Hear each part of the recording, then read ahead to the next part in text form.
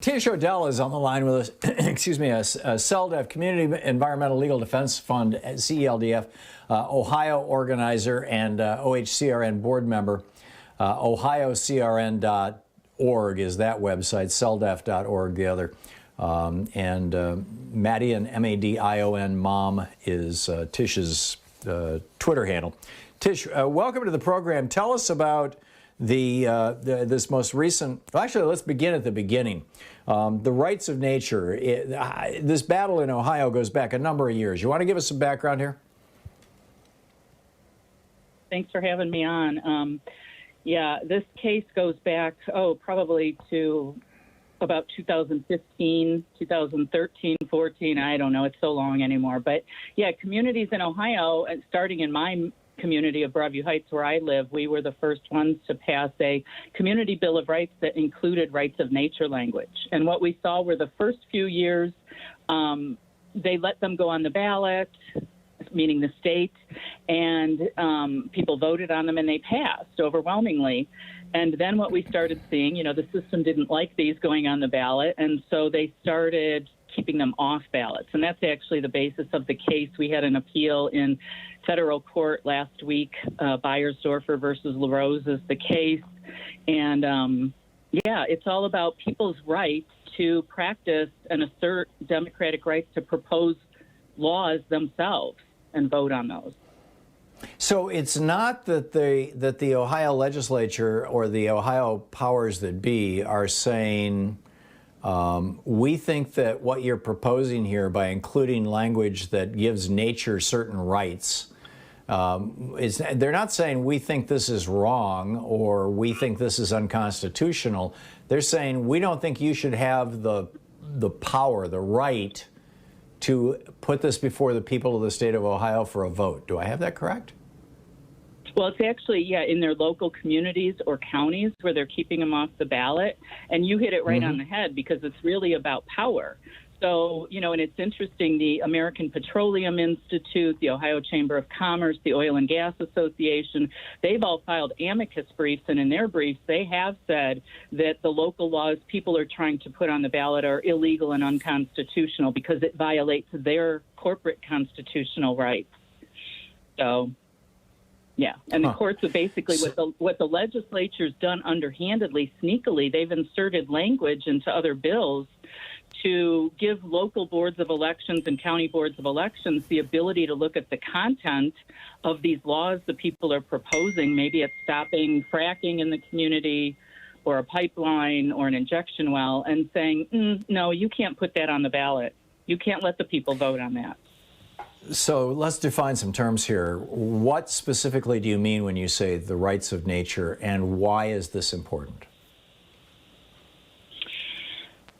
That's a big question. So what the people have found, and I think this is all over the country, not just in Ohio, that their representative government is basically paid and, controlled by corporate entities. And they have the legislatures in their back pocket, and they just write laws and hand them over to the legislatures to pass. And so communities find themselves in a place where they just have to accept these environmental harms to their local environment and nature in their communities.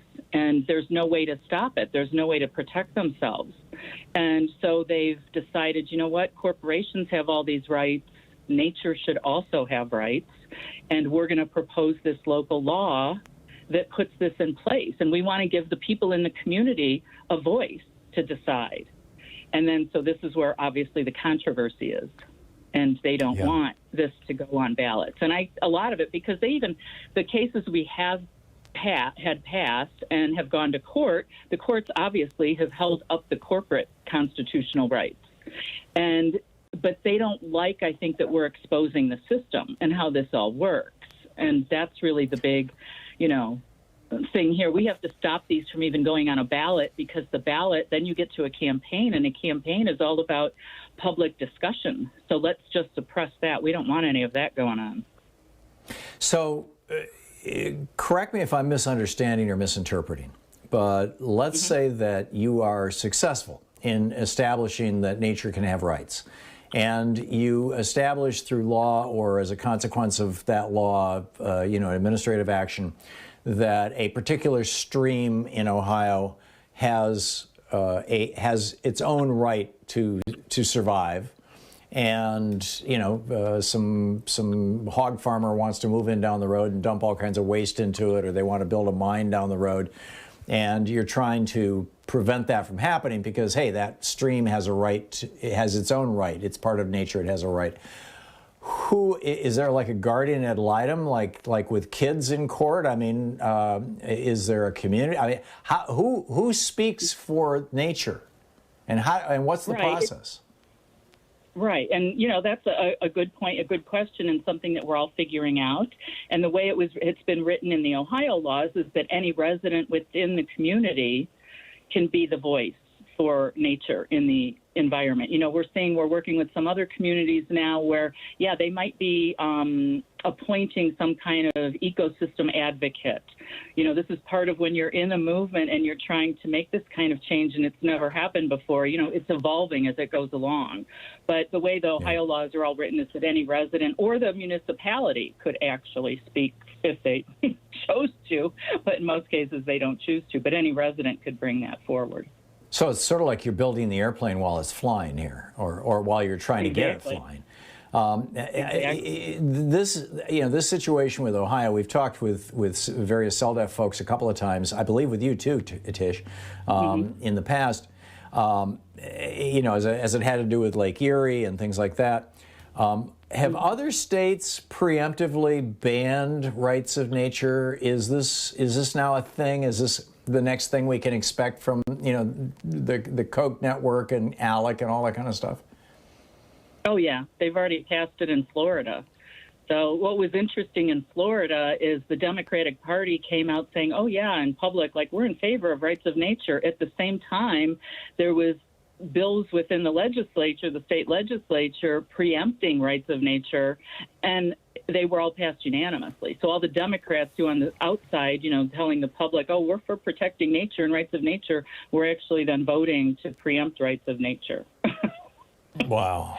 Wow. Is there any place where this has been successful, inside or outside the United States, where we can point to this and say, okay, here's how it works, here's how it worked, here's the process, this is replicable? Mm-hmm. Yeah, in Ecuador, there's been some cases, the Vilcabamba River, because, those passed, they added that rights of nature to their constitution in 2008, so now we're just seeing the first court cases. And what's interesting about this is that actually in that case, what happened is the river won. I mean, the judge actually ruled that in favor of the river.